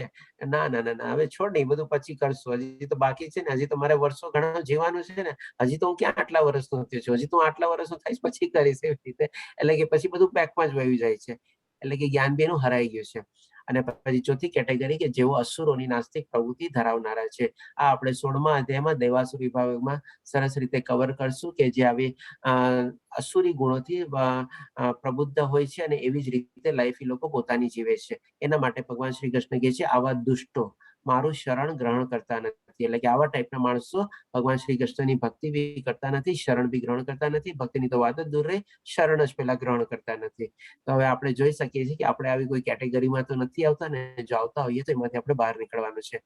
અને કઈ કેટેગરીમાં જવાનું છે એ ભગવાન શ્રી કૃષ્ણ આવતા શ્લોકમાં સમજાવશે કે 4 ટાઈપના મનુષ્ય જે છે એ મારું શરણ લે છે તો મને જાણવાની કોશિશ કરે છે. તો એ બી આપણે જોઈએ. હે ભરતશ્રેષ્ઠ, 4 પ્રકારના પુણ્યશાળી મનુષ્ય મારી ભક્તિમય સેવા કરે છે. હવે અહીંયા એક વર્ડ છે ને, પુણ્યશાળી વર્ડ છે. હવે આ પુણ્યશાળી વર્ડને છે ને આપણે જરાક હમણાં પાર્કમાં રાખીએ, કારણ કે આ અધ્યાયના જ એક આપણે એક શ્લોક, બહુ સરસ મજાનો શ્લોક આવશે જેમાં આપણને સરસ મજાનું પુણ્યશાળીને આપણે ડિટેલમાં સમજશું કે ભાઈ કોને પુણ્યશાળી મનુષ્ય કેવી રીતે ભગવાન કહે છે. કે આ 4 પ્રકારના પુણ્યશાળી મનુષ્ય, કારણ કે ભગવાન શ્રી કૃષ્ણએ શું કામે પુણ્યશાળી વર્ડ યુઝ કર્યો છે આપણે ત્યારે સમજશું. કારણ કે આગલા ઓલા શ્લોકમાં ભગવાન શ્રી કૃષ્ણ શું કે ભાઈ મૂર્ખ, અધમ અને દૃષ્ટ એવા બધા વર્ડ યુઝ કર્યા છે કે જે લોકો ભગવાનની શરણાગતિ નથી લેતા. પણ અહીંયા ભગવાન શ્રી કૃષ્ણ પુણ્યશાળી વર્ડ યુઝ કરે છે. તો આ પુણ્યશાળી મનુષ્ય મારી ભક્તિમય સેવા કરે છે. કોણ 4 પ્રકાર? તો કે સૌથી પહેલા દુઃખી, એટલે કે માની લો કોઈક ને કોઈક આપણને તકલીફમાં હોય ત્યારે ભગવાન શ્રી કૃષ્ણને પહેલા યાદ કરીએ. મારી હારે કેમ આમ થયું, મેં તો આમ કર્યું હતું ને આમ કેમ થયું ને આમ બધું. એટલે કે ભાઈ દુઃખમાં હંમેશા પેલો ભગવાન યાદ આવે આપણને, એવી રીતે અર્થાર્થી એટલે કે કંઈક ને કંઈક આપણને ઈચ્છા હોય અથવા સકામ હોય, કંઈક ને કંઈક આપણને ફળ મેળવવાની ઈચ્છા થતી હોય એટલે આગળ ભગવાન પાસે જઈએ, હે ભગવાન મારી આ ઈચ્છા પૂરી કરી દે, હું આટલા નાળિયેર ચડાવીશ, આટલું આમ કરીશ, આટલું તેમ કરીશ, એવું કંઈક ને કંઈક. ઇવન ભગવાનને બી લાલચ આપે છે, એમને બી નથી છોડતા આપણે, એ રીતે કહીએ. પછી જિજ્ઞાસુ. હવે આજે આપણે કહી શકીએ કે આપણે જે બધા અત્યારે જ્ઞાન લેવા લઈ રહ્યા છીએ, આપણે બધા જિજ્ઞાસુ કેટેગરીમાં આપણે થોડા ઘણા આપણે મૂકી શકીએ, કારણ કે આપણે બધા અત્યારે ક્યુરિયસ છીએ. આપણે ભગવાનની બારામાં જાણવાની આપણને ઇંતજારી વધી છે. ના, ભગવાનની બારામાં જાણવું, જ્ઞાન મેળવવું અને પછી એ રસ્તા ઉપર આગળ વધવાની કોશિશ કરવું, કે જે હજારો લોકોમાંથી ભાગ્યે જ કઈ ભગવાન શ્રી કૃષ્ણ કહે છે એ પ્રમાણે.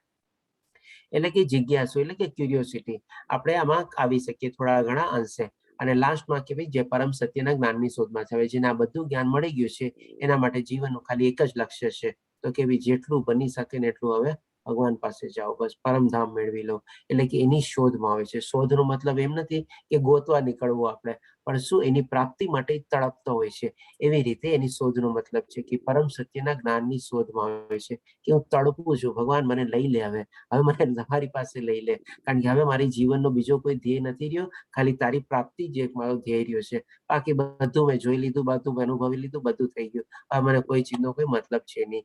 એટલે કે આ 4 પ્રકારના મનુષ્ય ભગવાન શ્રી કૃષ્ણને પુણ્યશાળી કહે છે, અને એ લોકો ભગવાન શ્રી કૃષ્ણનું શરણ લે છે અને એને પ્રાપ્તિ કરવાની અથવા તો જિજ્ઞાસુ બનીને ઓર ને ઓર એ રસ્તા ઉપર આગળ વધવાની કોશિશ કરે છે, અને આવામાંથી કોઈક વિરલો એને પ્રાપ્ત કરે છે, એ રીતે ભગવાન શ્રી કૃષ્ણ કહે છે.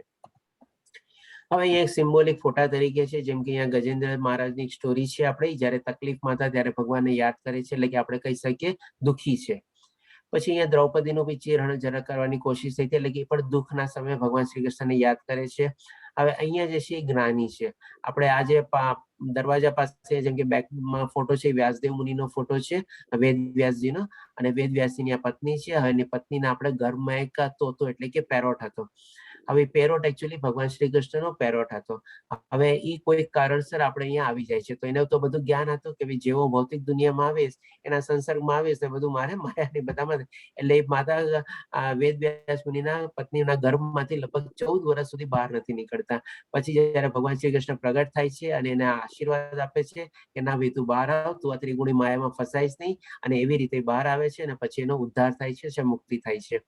અહીંયા પણ આપણે પરીક્ષિત મહારાજ, જેને એમને 7 દિવસનો ટાઈમ મળ્યો હતો, એ આપણે કહી શકીએ જિજ્ઞાસુ કેટેગરીમાં આવે છે, કારણ કે હવે એને ભગવાનનું જ્ઞાન મેળવવાની ઈચ્છા થાય છે, અને 7 દિવસની અંદર ભગવત પ્રાપ્તિ મેળવવા માટે કોશિશ કરે છે, અને ભગવત પ્રાપ્તિ થાય બી છે. અહીંયા પણ આપણે ધ્રુવ મહારાજની સ્ટોરી આપણે લેશું આ અધ્યાયમાં જ, કે જે પેલા આપણે અર્થાર્થી તરીકે હોય છે, કે કંઈક ને કંઈક મેળવવાની ઈચ્છાથી ભગવાનની તપ કરે છે, પણ પછી જયારે એને જ્ઞાન મળી જાય છે ત્યારે પછી કહે છે કે ભગવાન મને કાંઈ નથી જોતું, તમે મળી ગયા એનાથી વધારે શું છે. અહીંયા પણ આપણે શું કહેવાય, આપણે બલ્લી મહારાજની સ્ટોરી છે આપણે, કે ભાઈ જે રામ ભગવાનનું શરણ લે છે, એ પણ અર્થાર્થીના હિસાબે, કે કારણ કે એમને રાજ્ય મેળવવું હતું. અને અહીંયા જે નૈમિષારણ છે, આ બધા જ્ઞાની છે. નૈમિષારણમાં સુખદેવ મહારાજ બધાને કથા આપે છે, ભાગવત કથા સંભળાવે છે, એ રીતે. તો હવે આપણે સંક્ષિપ્તમાં ધ્રુવ મહારાજની સ્ટોરી લઈ લઈએ. મારા ખ્યાલથી આપ લોકો ઘણા બધા જાણતા બી હશો ધ્રુવ મહારાજની સ્ટોરી, કે ધ્રુવ મહારાજને પિતાને 2 રાણી હતી, એક માનીતી રાણી હતી, એક અણમાનીતી રાણી હતી, એટલે કે સુરુચિ અને સુનીતિ. અને ધ્રુવ જે મહારાજ હતા એ આપણે એમની જે અણમાનીતી રાણી હતી એમના પુત્ર હતા. તો ધ્રુવ મહારાજને એકવાર ખોળામાં બેસવાની ના પાડવામાં આવે છે, કે ભાઈ અણમાનીતી રાણીનો પુત્ર છે, એટલે રાજા એને ના પાડે છે. હવે ધ્રુવ મહારાજને બહુ ખોટું લાગી જાય છે. એની માતા બી એને ઘણું સમજાવે છે કે ના બેટા આમ છે તેમ છે, પણ ધ્રુવ મહારાજનો હાથ લઈને બેસી જાય છે કે મારે બી એવું મોટું રાજ્ય મેળવવું છે ને એવો મોટો હક મેળવવો છે કે જેથી કરીને હું મારા પિતાના ગોદીનો અધિકાર બની શકું. હવે હાથ લઈને આપણે બહાર જાય છે. ત્યાં પછી એમને નારદ મુનિ મળે છે. નારદ મુનિ મળે છે અને એને સમજાવે છે કે બેટા તું ઘણી નાનો છો, તારે આમ ન કરવું જોઈએ, પણ હવે તો આપણે જેને કહે ને બાળ હઠ અને સ્ત્રી હઠ, એની સામે કોઈ પહોંચી ન શકે. આ તો આપણે બાળ હઠ આપણે કહી શકીએ. હાથ લઈને બેસી જાય છે, ના મારે તો ભગવાનની પ્રાપ્તિ કરવી પડે છે. પછી નારદ મુનિ એમને મંત્ર આપે છે. એ મંત્ર પ્રમાણે ઘણી ઘોર તપસ્યા કરે છે, અને લગભગ 6 મહિનાની કઠોર તપસ્યા પછી એમને ભગવાનની પ્રાપ્તિ થાય છે. અને જ્યારે ભગવાનની પ્રાપ્તિ થાય છે ત્યારે પેલા ગયા હતા રાજ્ય મેળવવા, એટલે કે અર્થાર્થી તરીકે ગયા હતા. પછી જ્યારે એને ઘોર તપસ્યામાં ભગવાન શ્રી કૃષ્ણનું પૂરેપૂરું જ્ઞાન મળી જાય છે અને ભગવાન શ્રી કૃષ્ણ દર્શન આપે છે ત્યારે કહે છે કે ભગવાન મારી ભૂલ હતી, મારે હવે કોઈ ચીજની કાંઈ જરૂર નથી, તમે મને મળી ગયા, એનાથી વધારે શું મને જોવે. એટલે કે ત્યારે અર્થાર્થીમાંથી પછી જ્ઞાનીમાં આવી જાય છે. તેમ છતાં બી ભગવાન શ્રી કૃષ્ણ તો એના ભક્તોનો ખ્યાલ રાખે છે, એની બધી જરૂરિયાતો પૂરી પાડે છે. એટલે પછી એમને વરદાન રૂપે એમને ધ્રુવ તારો આપે છે, એટલે કે ધ્રુવ લોક તરીકે ઓળખાય છે. આપણે જેમ અત્યારે મૃત્યુલોક છે, આપણી ઉપરમાં બધા જે સ્વર્ગ લોક, દેવલોક ની બધા જે આવે છે 6 લોક ઉપર, એમાં એક ધ્રુવ લોક કરીને છે. આ રીતે ધ્રુવ લોક એને આપે છે ભગવાન શ્રી કૃષ્ણ, અને એ રીતે એને વરદાન પ્રાપ્ત થાય છે. આ આપણે સંક્ષિપ્તમાં આપણે ભક્તની શું કહેવાય ધ્રુવ મહારાજની સ્ટોરી લીધી પ્રમાણે હતું. હવે આ બધી ચીજ જાણ્યા પછી ભગવાન શ્રી કૃષ્ણ હવે 17મા શ્લોકમાં કહે છે કે આમાંનો જે પૂર્ણ જ્ઞાની છે અને શુદ્ધ ભક્તિમાં તલ્લીન રહે છે તે સર્વશ્રેષ્ઠ છે, કારણ કે હું તેને અત્યંત પ્રિય છું અને તે મને પ્રિય છે. એટલે કે 4 ટાઈપનું ભગવાન શ્રી કૃષ્ણ વર્ણવ્યા પછી અહીંયા સમરાઇઝ કરીને કહે છે કે જે પૂર્ણ જ્ઞાની છે. સૌથી પહેલા કે સંપૂર્ણ જેની પાસે જ્ઞાન છે, આ બધું ભગવાનના બારામાં બધું જ્ઞાન છે. અને પછી બીજી કન્ડિશન શું? કારણ કે જ્ઞાન મેળવ્યા પછી કરવાનું શું? ભગવાનની ભક્તિ કરવાની. કારણ કે નોલેજ એપ્લાય તો કરવાનું ને, અથવા knowledge not used is a garbage. એટલે કે એપ્લાય કરવા માટે ભગવાનની ભક્તિ કરવાની, અને એ પણ શુદ્ધ ભક્તિમાં તલ્લીન રહે છે. દિવસ રાત ભગવાનની ભક્તિ સિવાય બીજું કાંઈ સુસ્તું જ નથી. તે સર્વશ્રેષ્ઠ છે, એટલે કે એકદમ ઉત્તમ છે, કારણ કે હું તેને અત્યંત પ્રિય છું અને તે મને પ્રિય છે. એટલે કે અહીંયા શું છે, ભગવાન શ્રી કૃષ્ણ એક કન્ડિશન ટાઈપની મૂકે છે કે જે ફ્રેન્ડશિપ અથવા જે ભક્ત અને જે ભગવાનનો રિલેશન છે ને, એ બોથ વેઝ હોવો જોઈએ, ફક્ત એક તરફ નહીં. એટલે કે જે કોઈ આવી રીતે ભક્તિને બધું કરતો હોય ને, તો ભગવાન બી એને એટલો પ્રિય સમજે છે.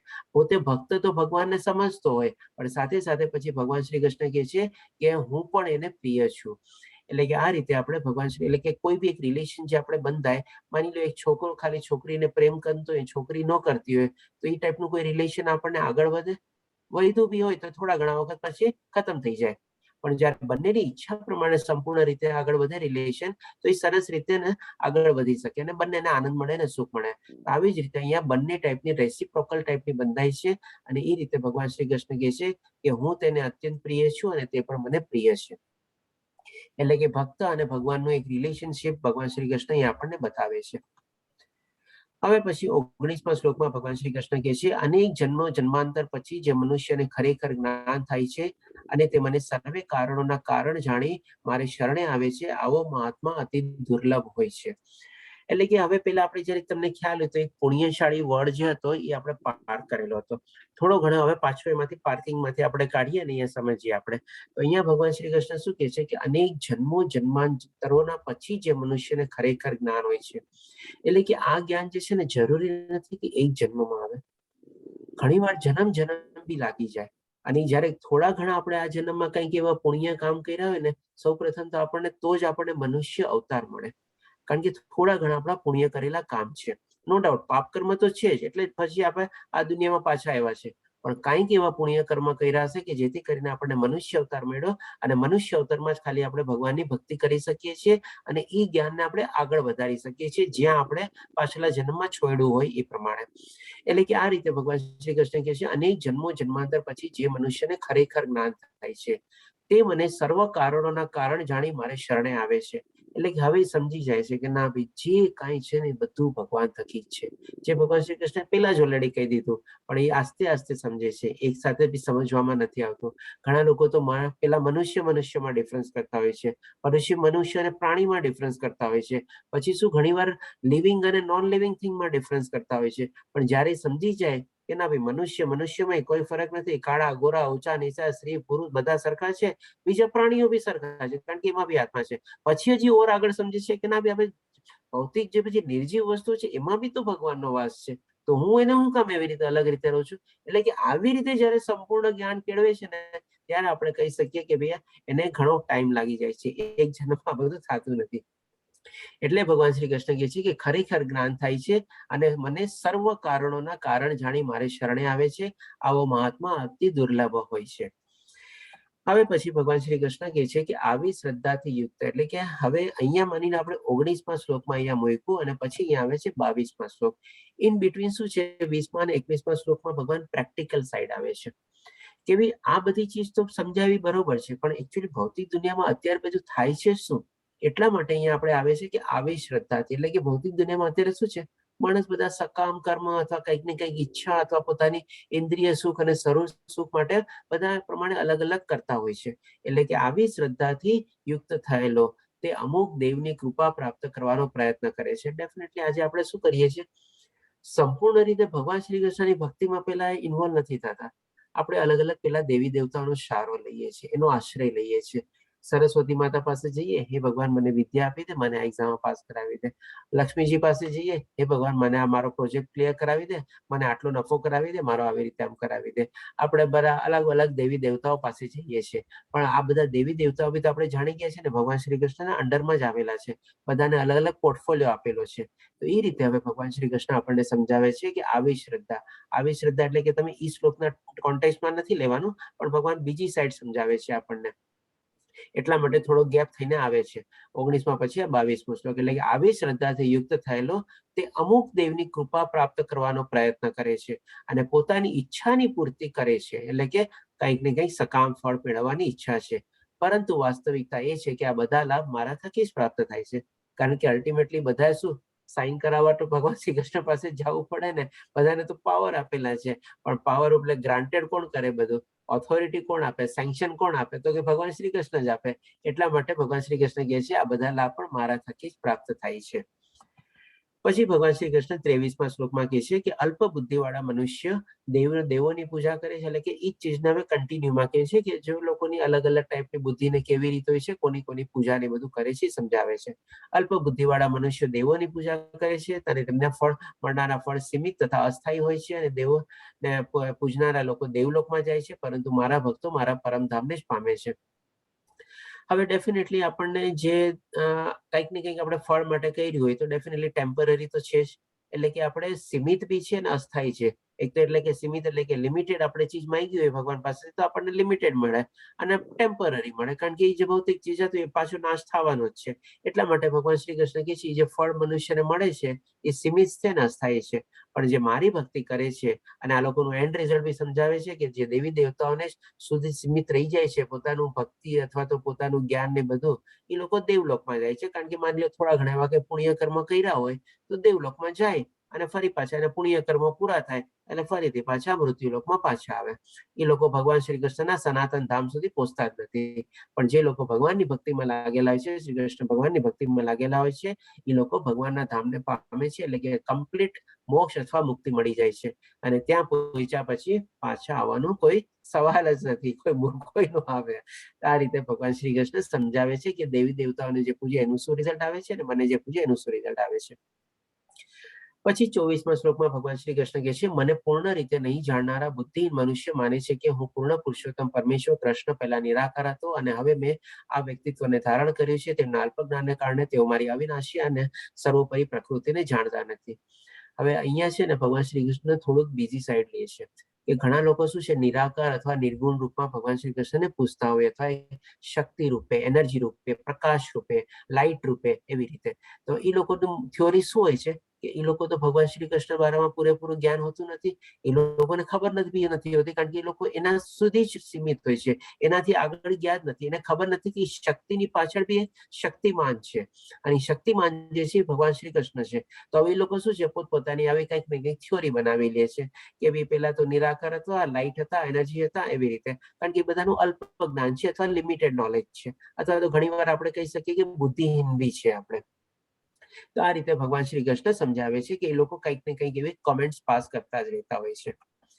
પછી 25મા શ્લોકમાં કહે છે કે મૂર્ખ તથા અલ્પ બુદ્ધિવાળા માણસો સમક્ષ કદી પોતાને પ્રગટ કરતો નથી. હવે આનું રીઝન બી બતાવે છે કે એ લોકો બી આવી રીતે શું કામે કરતા હોય છે, અને ભગવાન શ્રી કૃષ્ણ એની સાથે કેવી રીતે રેસિપ્રોકેટ કરે છે.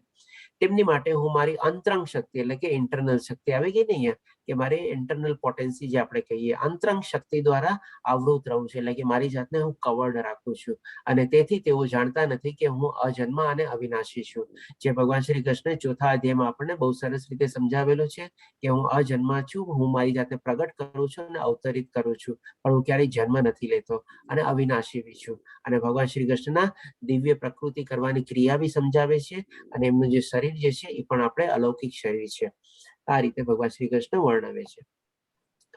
પછી 26મા શ્લોકમાં કહે છે, હે અર્જુન, પૂર્ણ પુરુષોત્તમ તરીકે હું જે કંઈ ભૂતકાળમાં થયેલું કે વર્તમાનમાં થઈ રહ્યું છે અને હવે જે થવાનું છે તે બધું જાણું છું. હું સર્વ જીવોને જાણું છું, પરંતુ મને કોઈ જાણતું નથી. હવે આના સંદર્ભમાં છે ને હું આપને એક ચીજ કહીશ. આપ જસ્ટ એક બીજા અધ્યાયનો 12મો શ્લોક પ્લસ આપણે ચોથા અધ્યાયનો બી એક શ્લોક તમારે એને કવર કરજો, કે જેમાં 5મો શ્લોક, જેમાં ભગવાન શ્રી કૃષ્ણ કહે છે, બીજા અધ્યાયમાં 12મા શ્લોકમાં કહે છે કે એવું નહોતું કે તારા અને અત્યારે જે તને દેખાય છે પેલા નહોતા, જે રાજાઓ પેલા નહોતા ને એવા જે છે પછી બી નહીં હોય, જે પ્રમાણે બીજા અધ્યાયના 12મા શ્લોકમાં કહે છે.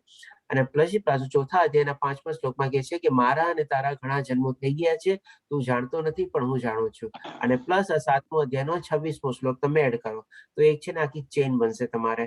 અને ત્રણેય ચેનને તમે જ્યારે જોઈન કરશો ત્યારે તમને બહુ સરસ રીતે સમજાઈ જશે કે ભગવાન શ્રી કૃષ્ણ ત્રિકાળ જ્ઞાની છે. અહીંયા એ રીતે કહે છે કે જે કંઈ ભૂતકાળમાં થયેલું, વર્તમાનમાં થઈ રહ્યું છે અને જે થવાનું છે બધું હું જાણું છું.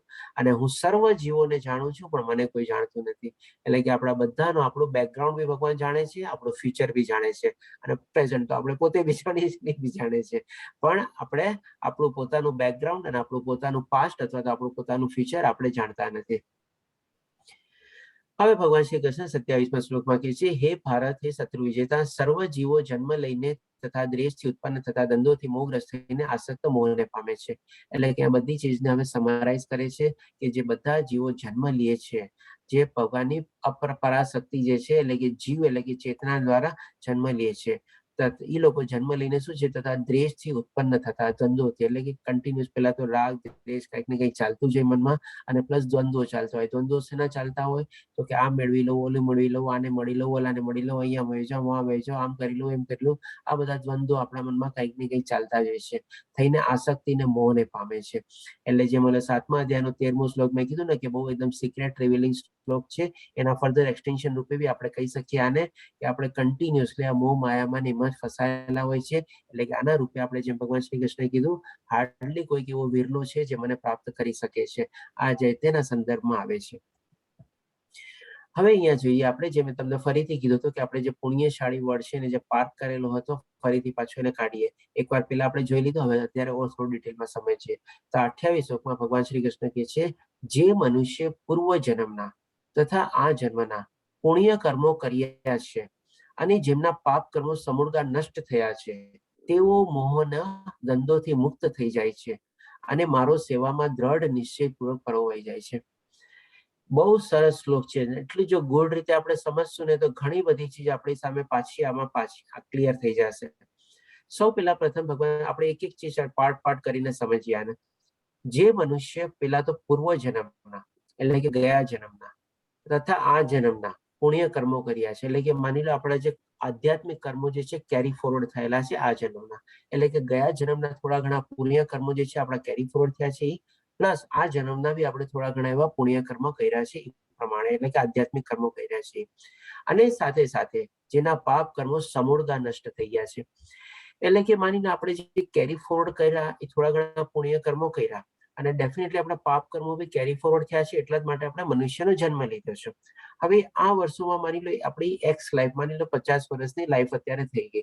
હવે હોઈ શકે આપણા પાપ કર્મ આપણી સ્ટાર્ટિંગની જિંદગી છે ને 20, 25, 30 વર્ષ આપણે થોડું ઘણું ભોગવ્યું હોય, તો એ આપણા જે પાપ કર્મો જે કરેલા છે ને એ આપણા પાપ કર્મો એમાં નષ્ટ થઈ જાય છે, એટલે કે ખલાસ થઈ ગયા.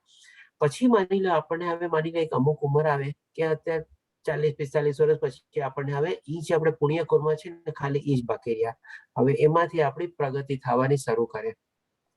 હવે એમાંથી જયારે પ્રગતિ થાય છે પછી જયારે આગળ કે છે તેઓ મોહના દંડોથી મુક્ત થઈ જાય છે. એટલે કે હવે કોઈ માણસ એક એવી લાઈફમાં પહોંચી ગયું હોય કે એ ટાઈપમાં એને લાગે કે હવે મને કોઈ જાતનું કઈ એટ્રેક્શન નથી, મને કોઈ જાતમાં કઈ ઈચ્છા નથી, તો એ આનું રિઝલ્ટ આપણને અહીંયા મળે છે. ભગવાન શ્રી કૃષ્ણ સમજાવે છે આપણને કે સૌથી પહેલા તો એની આ જિંદગીમાં એને જે પોતાના પાપ કર્મો કેરી ફોરવર્ડ થયા હતા એ બધા નાશ પામ્યા, બરોબર છે.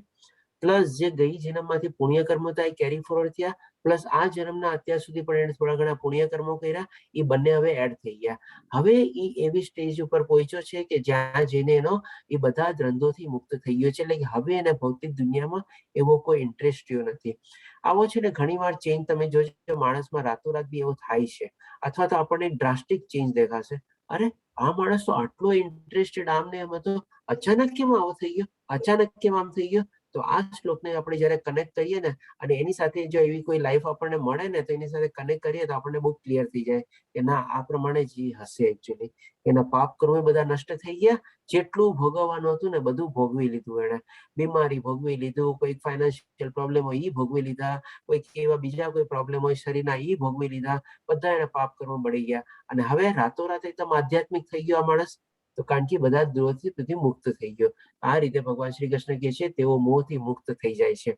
અને પછી કહે છે, અને મારી સેવામાં દ્રઢપૂર્વક નિશ્ચયપૂર્વક પરોવાઈ જાય છે.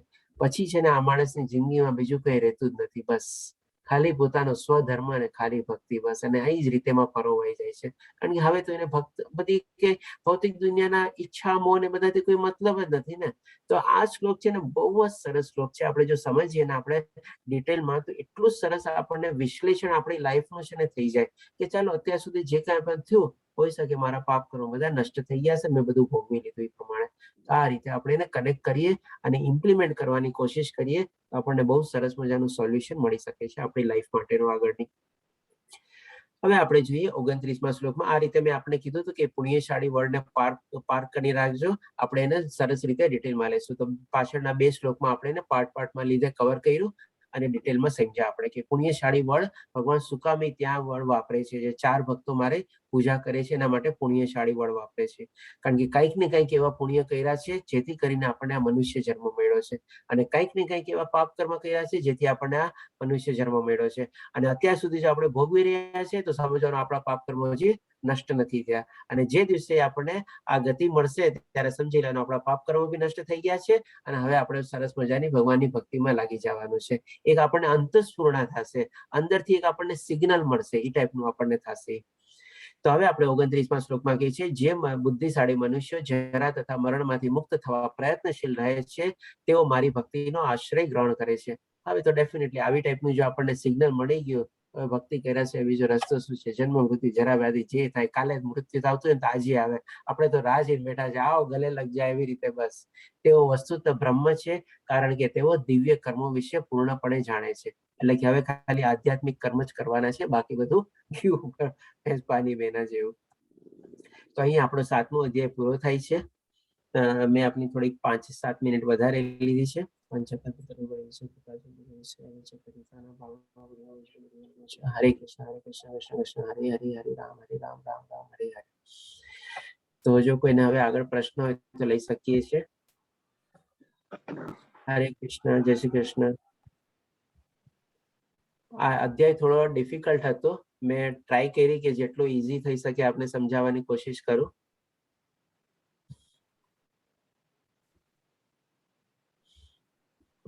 કોઈ પ્રશ્ન? જયશ્રી માતાજી, આપનો હેન્ડ રેઝ છે. પ્રભુજી, મહેશભાઈ બોલું છું. મારો અચ્છા, ફોન મહેશ. ચાર્જિંગમાં છે એટલે વાઇફનો વાપરું છું. નો પ્રોબ્લેમ, પૂછી શકો છો પ્રભુજી. 5મો શ્લોક હતો એ જરા બરોબર સમજાય નથી. પરાશક્તિ વાળો કેવો વાળો શ્લોક? પરાશક્તિ વાળો 5મો શ્લોક. હા, પરાશક્તિ એટલે કે પેલા આપણે ભગવાન શ્રી કૃષ્ણ કહે છે આ નિકુષ્ટ, એટલે કે નિકુષ્ટ એટલે નોન લિવિંગ. જે આપણને આગલા અધ્યાયમાં 8 ચીજ જણાવી એ બધી ચીજ નોન લિવિંગ છે. હવે નોન લિવિંગ પછી ઉપર ભગવાન શ્રી કૃષ્ણ કહે છે મારી એક પરાશક્તિ છે જેના દ્વારા હું જીવનું નિરૂપણ કરું છું, એટલે કે આત્માને નિરૂપણ કરું છું. અને જે જીવ છે એના થકી જે આપણે લિવિંગ બિંગ એક્ઝિસ્ટન્સમાં આવે છે. એટલે કે જીવ એટલે કે કોન્શિયસનેસ, ચેતના, આત્મા. આ રીતે ભગવાન શ્રી કૃષ્ણ સમજાવે છે કે જ્યારે જ્યારે એમાં જીવનું નિરૂપણ થાય છે એટલે કે લિવિંગ બિંગ તરીકે એક્ઝિસ્ટન્સમાં આવે છે, જે મારી પરાશક્તિ છે. ધન્યવાદ પ્રભુ. હરે કૃષ્ણ પ્રભુજી. બીજા કોઈ પ્રશ્ન?